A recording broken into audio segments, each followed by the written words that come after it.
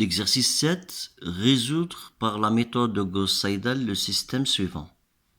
10x1 plus x2 plus x3 égale à 12, 2x1 plus 10x2 plus x3 égale à 13, 2x1 plus 2x2 plus 10x3 égale à 14. Alors, vous voyez bien que ce système-là, sur la forme ax qui est égal à b.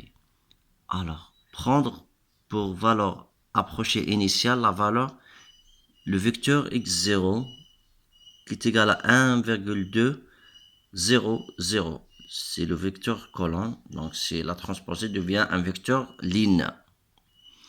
Afin de calculer une valeur approchée de la solution avec deux décimales exactes, alors donc solution, comme la matrice associée au système étoile et à diagonale dominante, c'est-à-dire vous voyez bien que 10x1, par exemple la première équation, 10, il est supérieur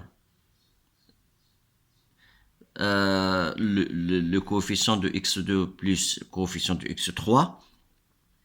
La deuxième équation, le coefficient de x2 supérieur la somme des autres. De même pour le troisième, le coefficient de x3 est supérieur la somme des deux autres. Donc, c'est ça la diagonale dominante. Alors, la méthode donc, de Gauss-Seidel converge indépendamment du choix de la condition initiale x0. Afin de résoudre le système, on va mettre le système précédent sous forme d'un système réduit.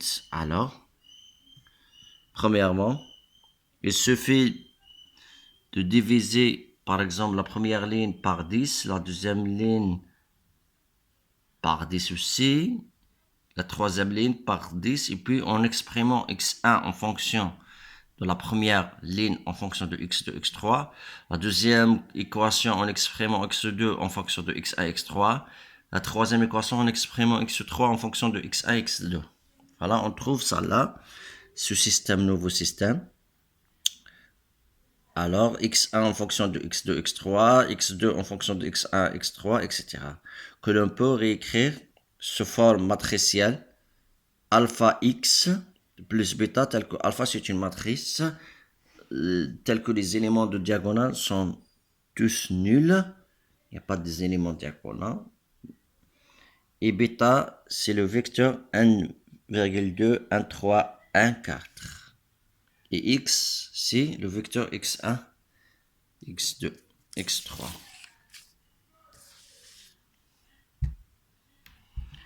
En prenant x0 égale à 1,200 transposé, en adoptant le critère d'arrêt suivant, voilà, ils ont donné deux décimales exactes, donc xk plus 1 moins xk en norme interférée égale à 0,5 fois 10 moins 2. Donc c'est la précision.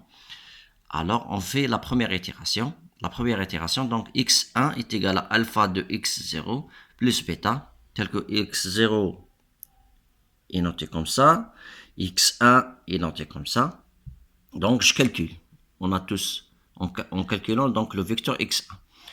En utilisant le système réduit, donc on trouve ces valeurs-là. Donc vérifions si la précision est atteinte ou pas. Donc, si elle est inférieure ou égale à 0,5 fois 10 à la puissance moins 2, donc on arrête le processus. Sinon, on continue les itérations. Donc, d'abord, en calculant la norme. La norme d'un vecteur, c'est le maximum des valeurs absolues de chaque composante. Voilà. Donc, comme on a x1 c'est un vecteur, x0 c'est un vecteur, la différence de deux vecteurs c'est un vecteur, alors c'est-à-dire la différence de chaque composante, donc en calculant la valeur absolue de chaque composante de différence, et puis je calcule x1, on a c'est 1,2, x1 indice 0 c'est 1,2, donc la différence dans 0, x2 indice 1 c'est 1,06, x2 Indice 0, c'est 0. Donc la différence, c'est 1,6, etc. Donc le maximum entre trois valeurs, c'est 1,6.